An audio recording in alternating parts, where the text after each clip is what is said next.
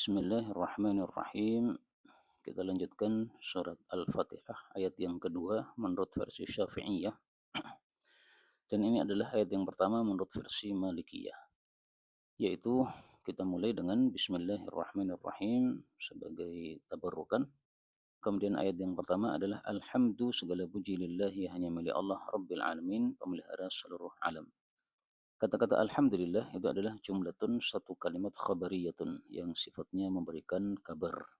Qusida biha yang ditujukan dengan kalimat tadi adalah as-sana'u 'ala Allah, pujian kepada Allah Subhanahu wa taala, bimadmuniha dengan kandungannya ala annahu bahwasanya Allah taala malikun li jami'il hamdi, memiliki terhadap semua pujian minal khalqi dari makhluk.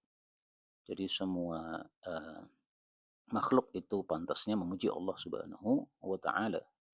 Atau hanya Allah lah yang berhak untuk mendapatkan pujian dari makhluk. Adapun kita mendapatkan pujian itu hakikatnya karena kita diberi sesuatu kemuliaan oleh Allah Subhanahu wa taala sehingga mereka manusia memuji kita. Nah, itu pujiannya kembali kepada Allah karena Allah lah yang telah memberikan sesuatu kepada kita yang menyebabkan munculnya pujian tadi. Atau mustahikun Allah itu berhak li ayyahmaduhu untuk dipuji oleh para makhluk. Wallahu dan kata-kata Allah itu adalah alamun, salah satu nama alal ma'budi bihaqqin untuk zat yang disembah secara hak, yaitu berhak untuk disembah. Siapa dia? Yaitu Rabbil Alamin, pemelihara seluruh alam. Maksudnya maliki jami'il khalqi, yaitu memiliki seluruh makhluk, minal insi dari kalangan jin, minal insi dari kalangan manusia, wal jinni dan jin, wal malaikati dan para malaikat, wad dawabi dan binatang-binatang melata, wa ghairihim dan selain mereka. Wa kullun minha dan masing-masing dari yang sudah disebutkan tadi, yutlaqu alaihi disebutkan terhadapnya alamun, adalah disebut alam. Maka ada alam manusia, ada alam jin, ada alam malaikat, ada alam binatang dan seterusnya. Yuqalu maka dikatakan alamul insi, ya alam manusia, wa alamul jinni dan alam jin, ila ghairi dzalika dan seterusnya. Wa ghalaba fi jam'ihi bil ya'i wan nun dan mengalahkan, maksudnya mayoritasnya di dalam jamaknya itu adalah dengan menggunakan ya dan nun sehingga alam menjadi alamin atau alamun. Kemudian ulil ilmi itu adalah orang-orang yang memiliki ilmu ala ghairihim atas mereka. Jadi kalau disebut alamin, maka biasanya yang dimaksud itu adalah yang berilmu di antara makhluk-makhluk tadi.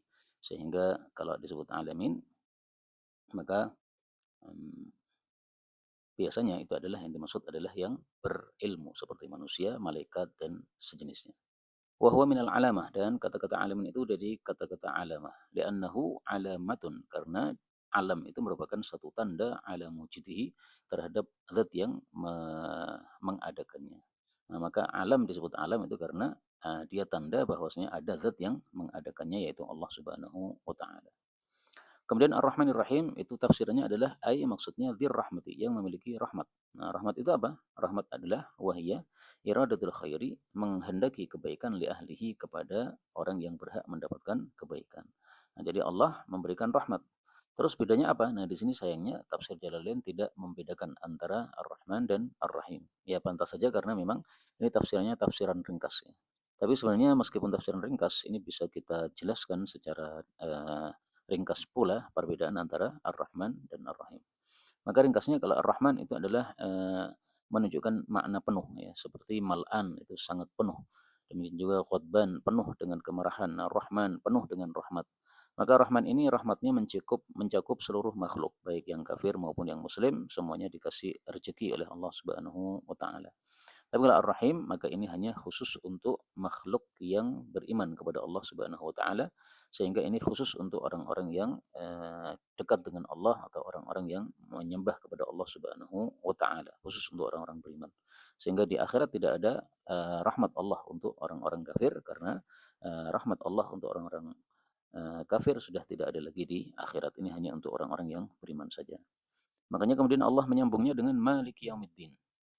Maliki yang memiliki ini boleh dibaca dua ya. Maliki sama Maliki nanti akan dibahas. Yaumiddin hari pembalasan. Ad-din ini maksudnya adalah al-jaza, pembalasan. Kenapa beliau menjelaskan ad-din artinya pembalasan? Karena kata-kata ad-din dalam bahasa Arab ini termasuk lafal mushtarak. Lafal mushtarak itu adalah satu lafal yang artinya bisa lebih daripada satu. Sehingga ad-din bisa berarti agama seperti dinul Islam, Ad-din bisa atau aturan Islam. Kemudian ad-din bisa berarti pembalasan seperti Malik Yaumiddin. Ad-din juga bisa berarti ketaatan. Misalnya walahuddinu wasibah. Nah, karena itu di sini beliau menjelaskan ad-din di sini artinya al-jaza. Wahwa dan dia yaumuddin adalah yaumul qiyamah, hari kiamat. Nah, memang hari kiamat itu namanya sangat banyak sekali. Itu karena sesuatu yang dibesarkan oleh orang-orang Arab itu biasanya dikasih nama dengan nama yang banyak. Nah, demikian juga Allah Subhanahu wa taala karena membesarkan masalah hari kiamat ini maka dikasih nama dengan nama yang banyak. Ada al-qiyamah, ada al-waqi'ah, ada al-haqqah, ada yaumuddin dan sebagainya. Wa khussa dan dikhususkan bidzikri dengan penyebutan li'annahu karena sesungguhnya dia itu la mulka zahiran. Tidak ada kerajaan yang zahir fihi pada hari tersebut li ahdin untuk seorang pun illa lillahi ta'ala kecuali milik Allah Ta'ala. Artinya Allah itu kan sebenarnya merajai tidak hanya yaumiddin saja kan. Di dunia pun juga Allah merajai. Tapi kenapa dikhususkan kata-kata yaumiddin sementara yaumid dunya tidak disebutkan? Nah, itu karena kalau di dunia masih ada kerajaan-kerajaan ya, ada presiden-presiden, tapi kalau di akhirat maka tidak ada kerajaan yang nampak untuk siapapun selain untuk Allah Subhanahu wa taala. Maka presiden-presiden yang dolim-dolim itu di dunia besok di akhirat menjadi rendah-rendah di hadapan Allah Subhanahu wa ta'ala, semuanya telanjang di padang mahsyar, tidak ada satupun yang menjadi raja selain Allah Subhanahu wa ta'ala.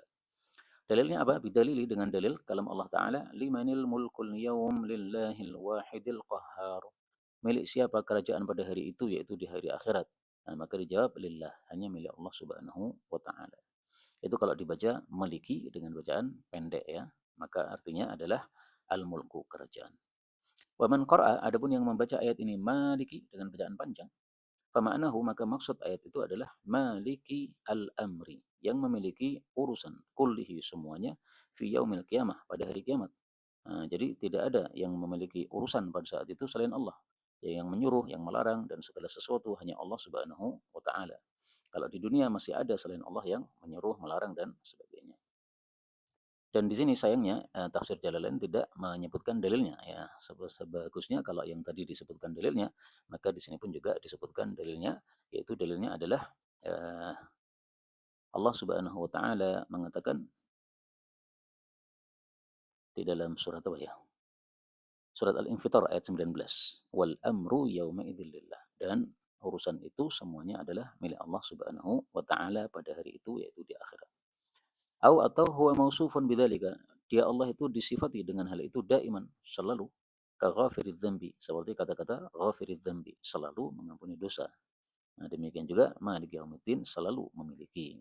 Fasahha wuqu'uhu sifatan lima'rifatin. Maka sah kalau dia itu menjadi satu sifat bagi kata-kata yang ma'rifat ya. Jadi Maliki Yaumiddin itu sifat bagi siapa? Bagi Allah yang sudah disebutkan sebelumnya yang dia itu ma'rifat, enggak ada masalah ya. Kemudian Allah Subhanahu wa taala mengatakan iyyaka na'budu, hanya padamu kami menyembah, wa iyyaka nasta'in, dan hanya padamu kami minta tolong. Maksudnya nakhussuka, kami mengkhususkan engkau ya Allah bil ibadah, dengan ibadah. Ibadah itu apa? Ibadah itu terjemahnya secara bahasa adalah ketundukan, yaitu ketaatan kepada Allah Subhanahu wa taala. Nah, ketundukannya berupa apa? Min tauhidin, berupa tauhid, mengisahkan Allah, wa ghairihi, dan selainnya. Wa natlubu, dan kami meminta al-ma'unata, pertolongan, alal ibadati, atas ibadah, wa ghairiha, dan juga selain ibadah. Nah, ini maksudnya untuk perkara-perkara yang hanya Allah saja yang bisa menolong, maka kita minta tolongnya hanya kepada Allah Subhanahu wa taala. Seperti misalnya ibadah, tidak bisa menolongnya selain Allah Subhanahu wa taala. Tapi kalau hal-hal yang manusia bisa menolong, maka boleh seseorang itu minta tolong kepada selain Allah Subhanahu wa taala. Kemudian ihdinas siratal mustaqim. Berilah hidayah kami kepada jalan yang lurus. Maksudnya arsyidna, tunjukkanlah kami ilaihi, kepadanya. Nah, dan ini bagi orang-orang kafir, mereka mengira bahwasanya kita umat Islam ini masih dalam kesesatan terus karena kita selalu minta ihdinas siratal mustaqim setiap hari. Padahal yang dimaksud ihdina ini adalah zidna, berikanlah tambahan kepada kami akan hidayah. Demikian juga dawim alaina al-irsyad.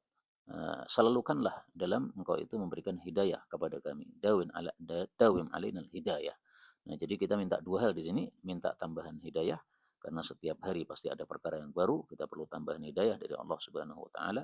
Dan yang kedua adalah kita minta supaya diberikan ketetapan, keteguhan dalam hidayah tadi sampai kita mendapatkan husnul khotimah. Karena ada orang yang dia itu dapat hidayah asalnya, akhirnya ketika sebelum mati sudah menjadi seorang yang mulhid, tidak lagi menyembah kepada Allah Subhanahu wa taala, bahkan mengingkari keesaan Allah, seperti kisahnya Abdullah Al-Qusaimi, seorang ulama penulis besar ya, tapi kemudian akhirnya katanya mulhid. Meskipun ada bantahan dari sebagian anak-anaknya bahwa akhirnya pas sakit dia mengucapkan lagi zikir kepada Allah Subhanahu wa taala. Wallahu alam ya, ala kulli hal beritanya itu sangat tersebar bahwasanya beliau sudah menjadi mulhid karena ada buku-buku yang beliau tulis setelah itu yang menunjukkan bahwa dia betul-betul sudah ilhad, tidak mengakui adanya Allah Subhanahu wa taala. Kemudian wa yubdalu minhu, dan digantikan dari siratal mustaqim dengan penjelasan yang lebih lengkap, yaitu siratal ladzina an'amta alaihim, jalannya orang-orang yang engkau berikan nikmat kepada mereka, ghairil maghdubi alaihim, bukan orang-orang yang dimurkai atas mereka, waladhdallin, bukan pula orang-orang yang sesat. Nah, kemudian dijelaskan ini siapa orang-orang yang mendapatkan hidayah ini. Orang yang diberi nikmat ini, sirata, jalannya alladzina an'amta alaihim, orang-orang yang engkau beri nikmat atas mereka, yaitu bil hidayah, nikmat hidayah. Meskipun nikmat itu banyak ya, tapi yang dimaksud di sini nikmat hidayah karena kita sedang bicara tentang hidayah atau minta hidayah kepada Allah Subhanahu wa taala. Wa yubdalu, dan diganti lagi minal ladzina bisilatihi dengan kata-kata alladzina plus silahnya, yaitu plus kalimat setelahnya alladzina an'amta alaihim, itu diganti dengan ghairil maghdubi alaihim. Jadi alladzina an'amta alaihim itu bukan al-maghdubi alaihim. Siapa mereka? Wahum, dan mereka adalah al-yahudu, orang-orang Yahudi. Wala, dan tidak pula, wa ghaira ad-dallin, orang-orang sesat, wahumun nasara, dan mereka adalah orang-orang Nasrani. Jadi tafsiran al-maghdubi alaihim ini Yahudi, tafsiran ad-dallin ini adalah Nasrani.